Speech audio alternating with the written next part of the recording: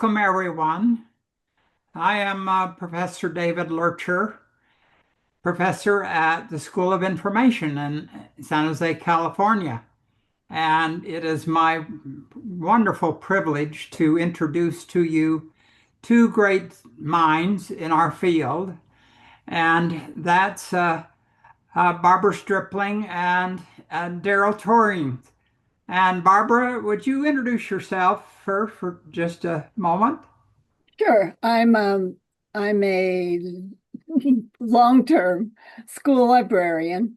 I practiced for about 20 years in Fayetteville, Arkansas, and then I've had various leadership responsibilities as supervisor of libraries in various places like Chattanooga, Tennessee, and New York City. And then I became a professor of library science at Syracuse University and have since retired, but not really. I'm still very involved in the field. And the first time I knew you was when we published your first book, Brainstorms and Absolutely. Blueprints. Yeah. A When was favorite, that with Judy Pitts? I know, favorite partner of mine and a favorite book of mine. Yeah. Yeah, that was the first inquiry model. What was it, Yeah, 1978, something like I that. don't But know. anyway, 86, maybe. I don't know. 80s. Okay. So, Darryl, off to you. Introduce yourself. I'm Darryl Toerien. I am currently head of inquiry-based learning at Blanchland College on Guernsey. And I, interestingly, first met Bob in 2003 um, when I read about the Stripling model of inquiry that she published in 2003.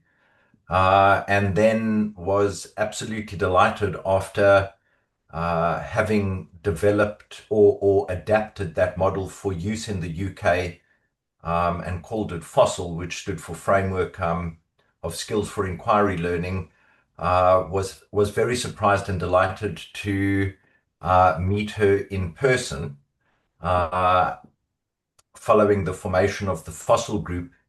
And we've been meeting practically every week for the last 5 years. Wow. And yeah, our work has grown much closer and deeper as a consequence. Well, that's wonderful. I just remind people that you're from the island of Guernsey, which is an Yes, island off of England, right? off of England, but closer to the coast of France. Oh, wow. Okay. Yes. All right. Well, we'll turn it over to you, Darryl, for an introduction to a very interesting book that is coming out, or and its title is so fascinating. Inquiry is Conversation. So, Darryl, tell us, give us a précis of this book and help us understand what you're doing. Uh, just as I get going, so we've got four conversation points that we'll go through fairly swiftly to give ourselves some time at the end just to talk around those with you, David, if you don't mind. And then I've just got two slides to introduce, just to introduce those talking points.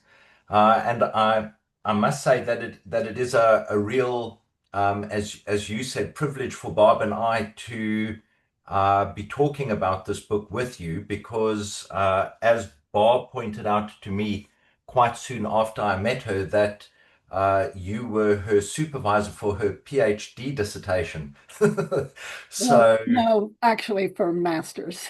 oh, masters. My apologies. So even earlier, that this journey started. And she speaks so highly of you and fondly of you. So we're very grateful for this opportunity to share this book with you and with our colleagues. So So we're very excited that the book, which is going to be published by Bloomsbury, is going to be available for the ALA annual conference in Chicago in June 2026, and especially excited because that is the 150th anniversary of ALA, so a special occasion on more than one level for us. So that book is already available for pre-order, um, and it will be available on the 14th of May as an ebook and 11th of June as a hardback and softback. And we're very excited that Bloomsbury is very hopeful that they will have a physical copy of the book to preview at ALA, and that there will be a discount for colleagues who are able to have a look and place an order via Bloomsbury at the ALA conference. So we're very much looking forward to that.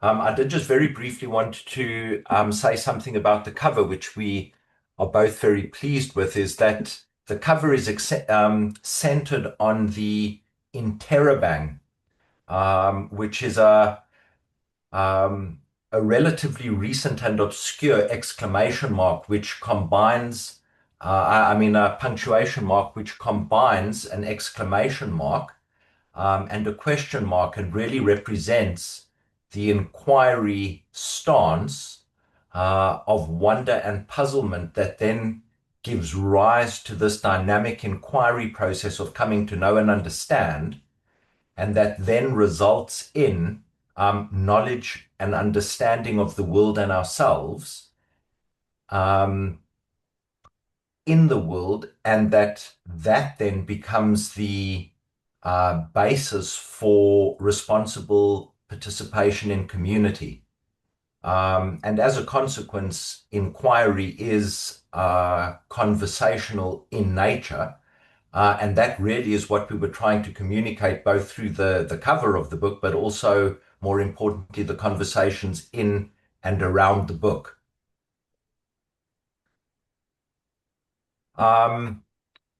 Just for anybody who is not aware, Barb developed her model of the inquiry process in 2003. That was published in 2003. And a distinguishing feature of Barb's model is that it and the accompanying Empire State Information Fluency Continuum is shared freely under Creative Commons.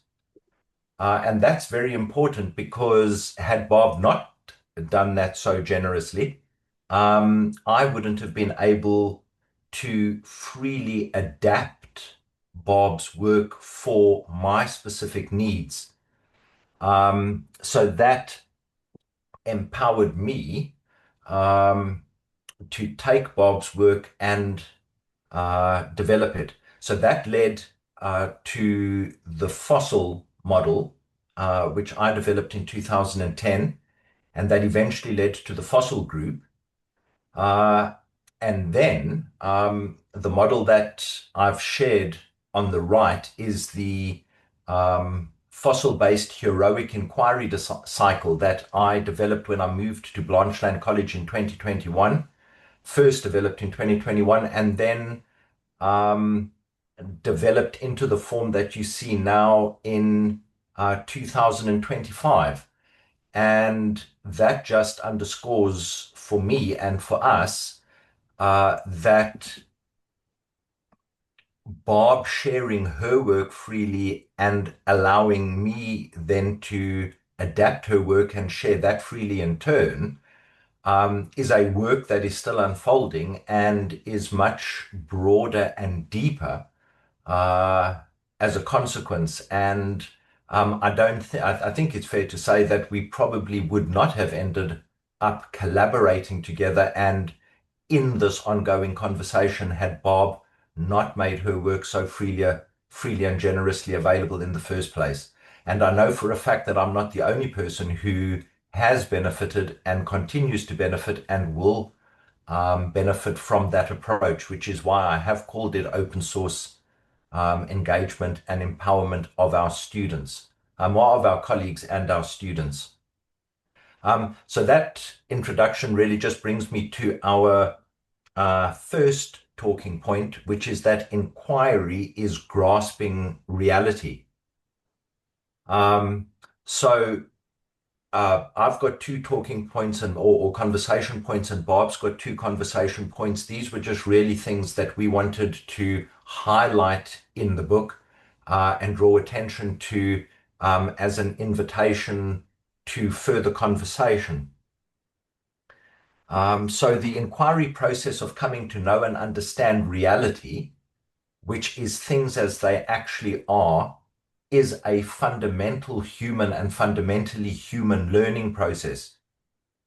Paulo Freire, whose quotation I've got on the screen, who is sometimes deliberately misunderstood and then vilified, puts it this way: reading the world precedes reading the word, and the subsequent reading of the word cannot dispense with continually reading the world. And the reason why I've shared this is because it underscores the unique and indispensable educational value of school librarians, which is that they are teachers whose specialist subject is the inquiry process of learning itself. And this is dependent on reading both the world and the word. And it also underscores the second thing that makes librarians unique and indispensable, is that they are also then specifically charged with safeguarding the word so that it may be read. That then brings me on to my second talking point, which is that this grasping of reality is communal. So grasping things as they actually are is communal in that it requires community, and it also produces community. So this journey that we're on always involves, this journey of inquiry always involves other people. And so I just happened to be reading Paulo Freire, so he captured this point powerfully again for me and says, for apart from inquiry, apart from the praxis, individuals cannot be truly human. Knowledge emerges only through invention and reinvention, through the restless, impatient, continuing, hopeful inquiry human beings pursue in the world, and with each other. And this for me underscores our our high calling as school librarians, not only because of what we aspire to on behalf of our students, but also and importantly, because we may be alone in our schools aspiring to this for them. And that's why Pedagogy of the Oppressed, which Paulo Freire was first published in 1968, is also a pedagogy of hope, which he published in 1992, in which he says that without a minimum of hope, we cannot so much as start to struggle. And I think it's clear that we are engaged and will always be engaged in a struggle. And that's why we need each other and need to be in conversation with each other. And with that, I'll hand over to Bob. The third major point that we want to make, and it's featured prominently in our book, is that we're not just talking about academic inquiry, we're talking about whole child inquiry. And we're going to go a little deeper into that, but it's important to think that as librarians, we're responsible for more than academic achievement and acquiring academic knowledge. We can be responsible for the development of children, of their social and emotional attitudes, of their ability to get along with others, understand others, actually their humanity. And this is displayed, go ahead, next one, Darryl. We have created with a team in New York City, a team of librarians. We created portraits of 4 benchmark years of what our students would look like if we engaged in teaching whole child inquiry. This is an example of the 2nd grade portrait of an engaged and empowered learner. And I think you can see that there are 6 attributes that we think about. Certainly independent learning competencies, which we pretty much equate to academic learning. But also we are responsible for helping students develop their strong self-identity, figure out who they are and what are their strengths, their social and emotional attributes, so that they understand how they react to things with feeling, with understanding their own emotions, with understanding how to work with others and the perspectives that others are bringing. Cultural responsiveness is an essential component, particularly in today's world when we think about the diversity of our student populations, the diversity of the world. We all come from our own culture, but through the library, through library research and reading and conversations, we are able to help students understand other cultures, how others have been brought up. And we know that's a pillar of librarianship. Voice and agency is something that I haven't always known about as a librarian. I think I first learned about voice when I started professionally writing and realized, oh, I do have a voice. I have a voice that is unlike anyone else's. And wouldn't it be wonderful if during the years of school, we could help each student figure out what's your voice? And do you have the self-conscious, the confidence and agency to use that voice to create action, to pursue something you're interested in? And finally, as a part of the portrait, we're interested that our students have a growth mindset. So learning is not contained within a K-12 environment. It must continue beyond that. As adults, we must continue learning.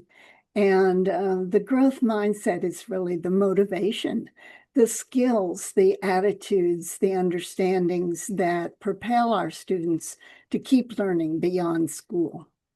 So I thought I would just pick out a couple of examples of what these competencies look like. Go back just for a minute.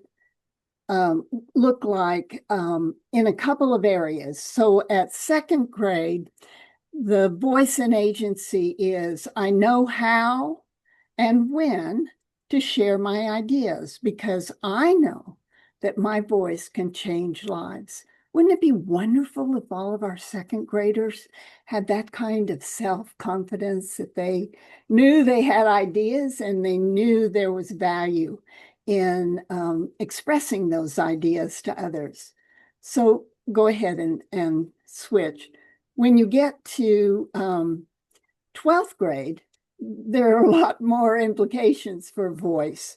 And so we're hoping that 12th graders have the self-confidence to speak their mind, that they really do have opinions on important issues, that they have gathered through careful research and inquiry, paying attention to the validity of information. They have the agency then to make informed decisions about their opinions. How do they want to pursue it? Do they want to take action? How will their actions affect others? And also, we hope our 12th graders have developed the leadership to collaborate with others. I'm finding that we don't always teach collaboration in school, and yet it is an essential part of learning. And that's part of Darryl's and my main point in our book, is that inquiry is conversation. It involves collaboration. It's communal, as Darryl said. And together we can solve problems and take action. So the book contains portraits of second, fifth, eighth, and 12th graders because those are kind of benchmark years. And this is a good guidance to provide for students as well as for teachers we're collaborating with and for ourselves in our own curriculum. Notice that these portraits are written in the first person from the student perspective. And there's a powerful effect when you let students know this is what we expect of you, and we're going to help you get there. Okay, next slide. Now, embedded in those portraits, of course, are specific skills that we can teach. So I've pulled up a chart of just a few of those. For example, independent learning, we're expecting students to develop clear and appropriate opinions or conclusions supported by evidence and examples. And we can teach that inquiry academic skill, but at the same time, we can integrate the whole child skills of strong self-identity, for example, or social and emotional growth. While you're helping students develop clear and appropriate opinions, a way that they can do that is to actively solicit and listen with an open mind to the opinions, ideas, and feelings of others. Well, notice what that does for their social and emotional growth at the same time that they're developing the academic skill. Strong self-identity is recognizing not only when you're right, but maybe when you're wrong, or maybe when you're unsure. And so at the same time that students are developing opinions, they can learn to recognize when the evidence shows that, oh, maybe my first opinion wasn't right, and maybe I need to change it to coincide with the most valid evidence. So in the book, you're going to see a lot of examples of specific skills to teach and the way to integrate these skills so that we have whole child inquiry. Okay, next, Darryl. The fourth main point that we wanted to make in this presentation, and it's one of the main points in the book, is that skills are developed through a continuum. I've always been a little bit frustrated as a librarian when I get students in one grade and they say, I've never heard of that. And so we end up teaching the same skill year after year after year because students, they get away with it. They say, oh, we had that. We don't need to learn anything else. But there is a very strategic way to build skills through the grades. And one of the things that we have developed as a team in New York City and New York State is the Empire State Information Fluency Continuum. It is starting next October, we're going to do a major revitalization of this. So stay tuned. We'll come up with something even better and integrate all of this. You can see the thinking that has gone into this. And this is proven to be, it's a LibGuide, and you can click on any one of the tabs, and it has proven to be essential for school librarians to develop a K through 12 or whatever grades they're actually working with, continuum of skills. So what does something look like at sixth grade? And then you get them in seventh grade. How do you need to build on that? What do you need to add to deepen the student's understanding? And by the time they leave you at the end of eighth grade, what have they developed? And where are they going to be at ninth grade? So what you're going to see on this, we affectionately call it the ESIFC. What you're going to see are a number of facets that you might find very interesting to investigate. First of all, there's a priority skills brochure where we have lifted certain skills that are really essential. You can get overwhelmed if you don't start to think about priorities, what you really want to emphasize, and what your particular kids need for you to emphasize, what your teachers are teaching, and what that then requires of the kids. There are also important sections on digital fluency assessments and digital fluency continuum, so that there's the integration of technology skills, which wasn't all that important when I first developed it and is all important now and will continue to be. So we'll continue to develop those. There are sample culminating projects. There are sample lessons. You can search by skill. You can search by grade level. You can search by inquiry phase. One of the pieces that a lot of teachers have found very important are the graphic organizers that are available, and we call them assessments. And you can search those. They're formative assessments, and you can search them by standard or by grade. So if you get a group of fifth graders and you're teaching a specific skill, some of your students, you teach a lesson, and some of them, they aren't quite there yet. So you can drop down and pull a third grade assessment on that skill.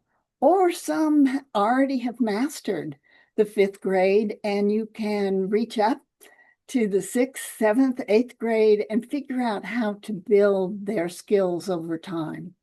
The advantage of those graphic organizers is that those are essentially ways that students document their thinking as they are learning to perform a skill.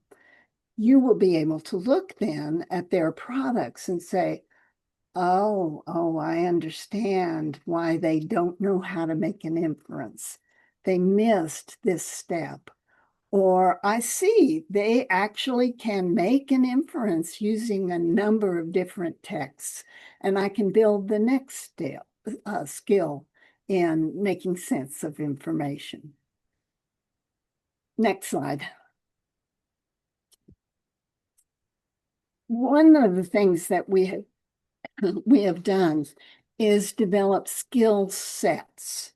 And this was a way to organize the whole gamut of pre-K through 12 skills into some organized set of skills for each phase of the inquiry process.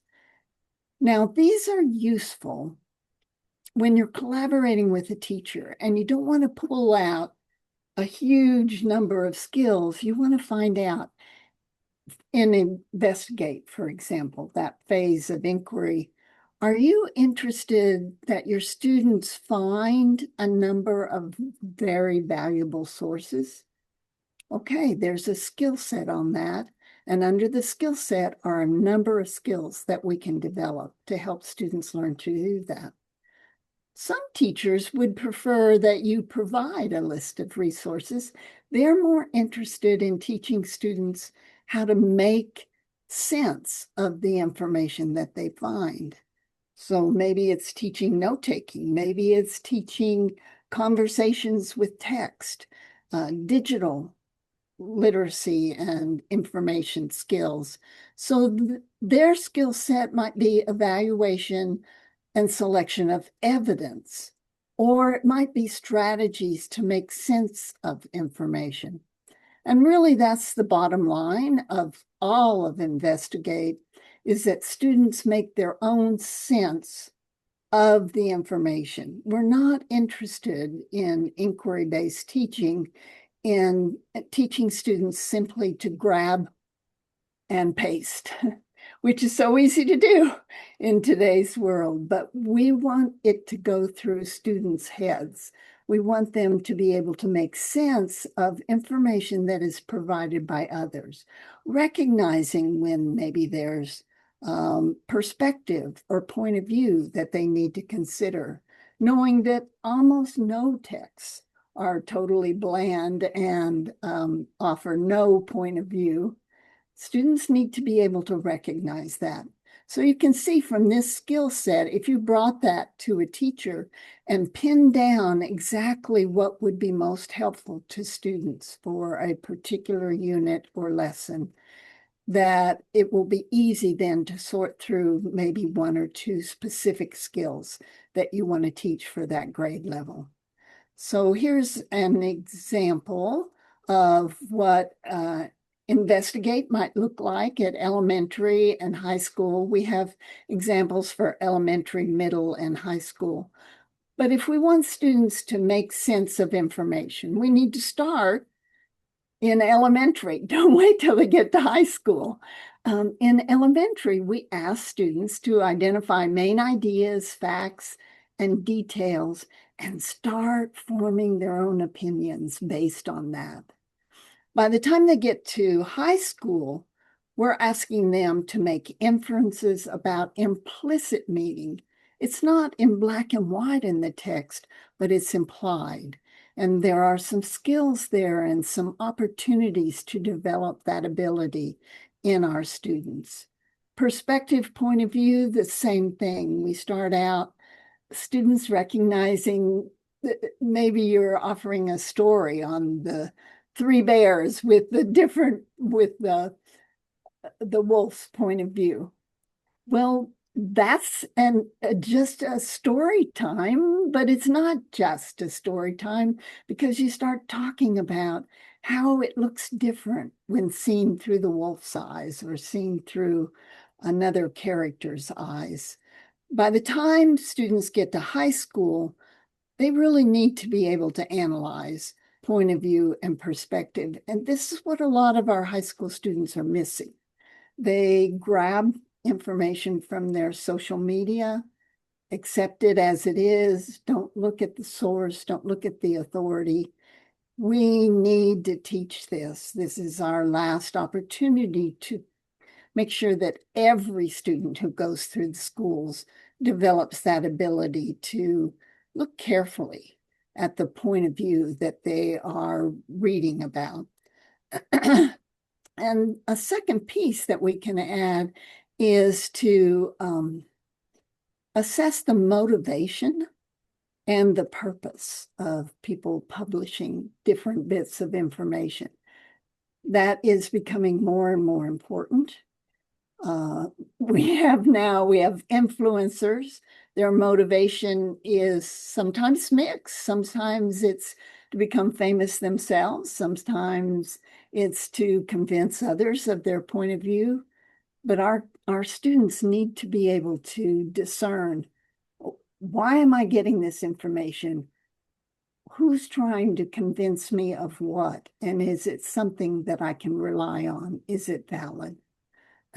Okay, next. Now, it's kind of a joke among my colleagues and friends that my favorite phase of inquiry is construct. The reason that I like that so much is it follows on investigate and probably overlaps and back and forth.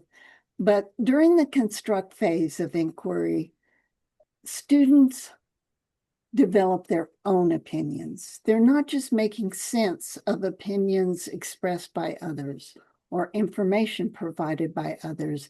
They're translating that into personal meaning. It becomes something that they connect to what they already know. They form new understandings and really become empowered as learners on their own. Construct has fewer skill sets, but notice how important all four of them are. The students need to be able to organize information, and there are so many fun ways to teach it other than a linear outline. So appealing to different learning styles with that, but they still need to be able to see how ideas are connected to one another and are there larger ideas emerging from that organization. They need to be able to interpret and synthesize information, bringing in their own understandings, combining with what they already know, and making sure that they have formed an opinion of their own based on the various items of information that they have gathered. Students need to be able to draw conclusions. My favorite example is when I was trying to buy a car, I had all the priorities and I had done all the research and I had all the criteria. And then when it came right down to it, I had to decide what car to buy. And all of a sudden, the priorities switched around a little bit. And what I bought was not what I thought I would buy, based on the organization and the assessment of the evidence that I had collected. And finally, a lot of students are asked to make a claim or form an opinion that they want to convince others of. Now, I have done some work with state curriculums, social studies units, and some are asking students to make claims as young as fifth grade, as early as fifth grade. Well, if that is true in your state, then we need to teach that much sooner, because the typical thing to do often to students is have this great final product. You're going to make a claim and you're going to sell it to your classmates, but we never teach them the skills. How do you make a claim? What makes a valid claim? How do you collect evidence that is convincing? How do you present to particular audiences so that they are convinced? So that's a very rich aspect of Construct, and you need to decide the priorities for your own school. Okay, Darryl. At elementary, I just talked about claims, but we can start that at elementary by students listening and soliciting ideas from their classmates.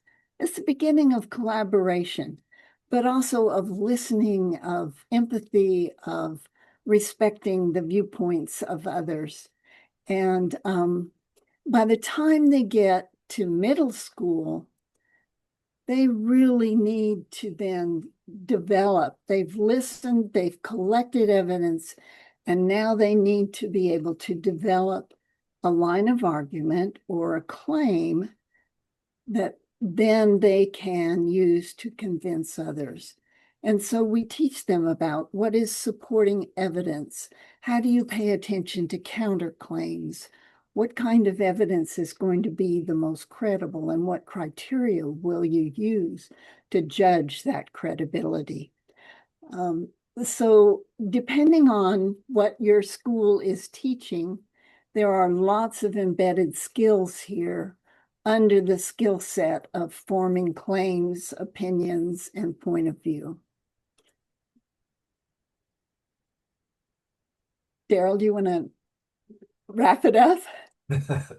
Well, that brings us to the end of what we really hope is the beginning of an ongoing conversation, and actually that is a global conversation.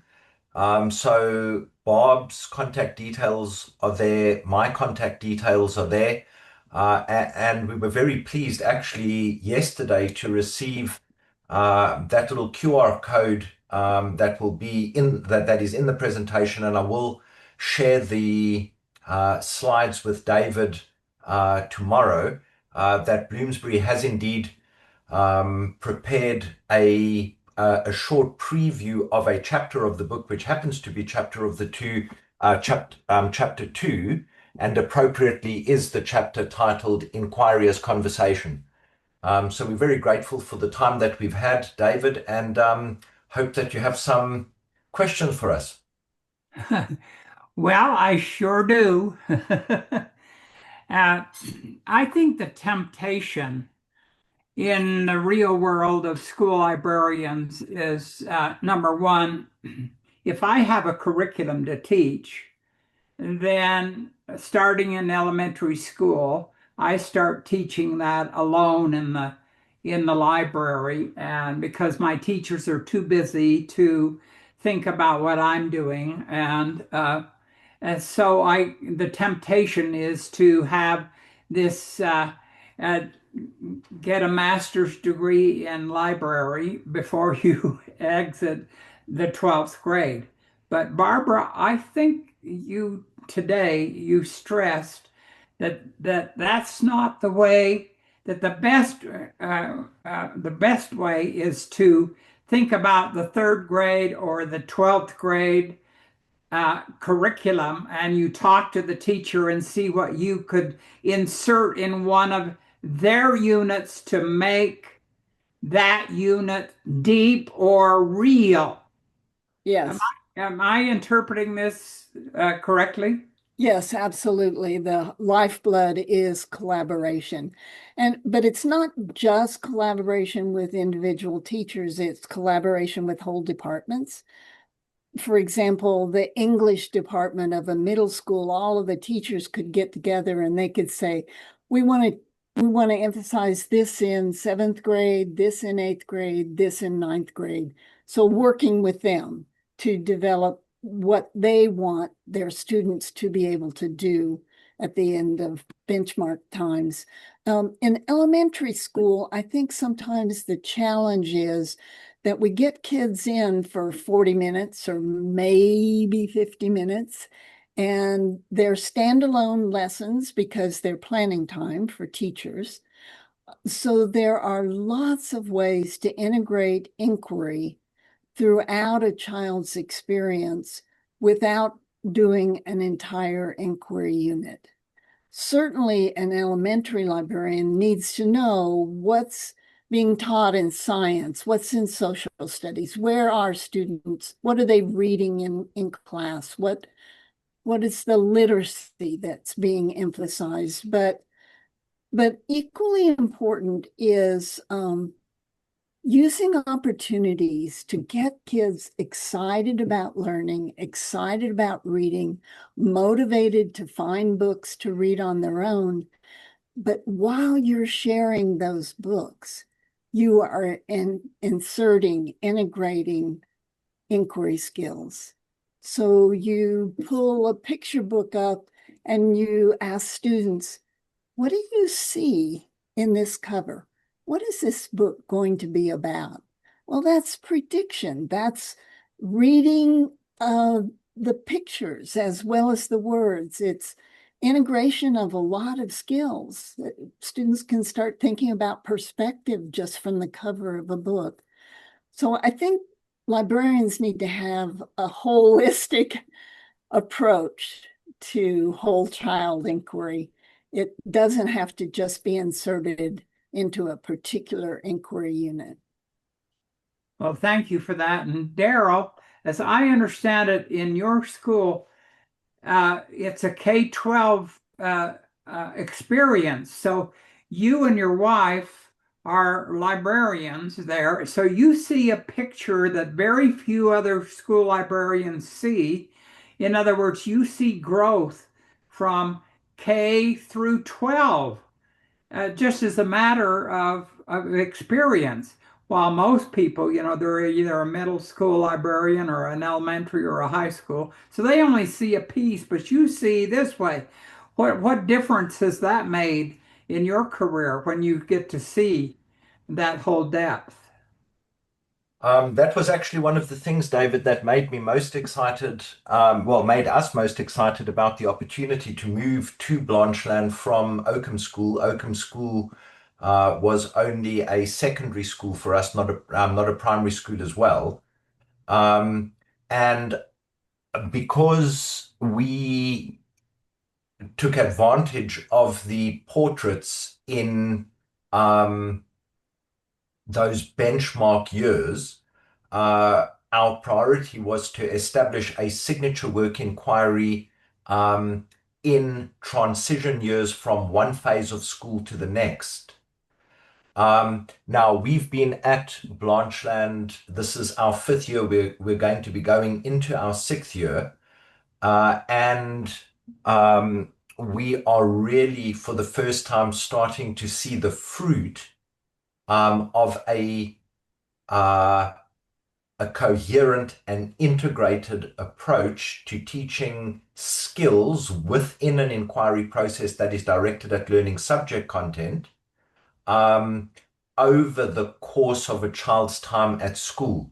So we're starting to see fruit of our year two signature work inquiry into our year six inquiry.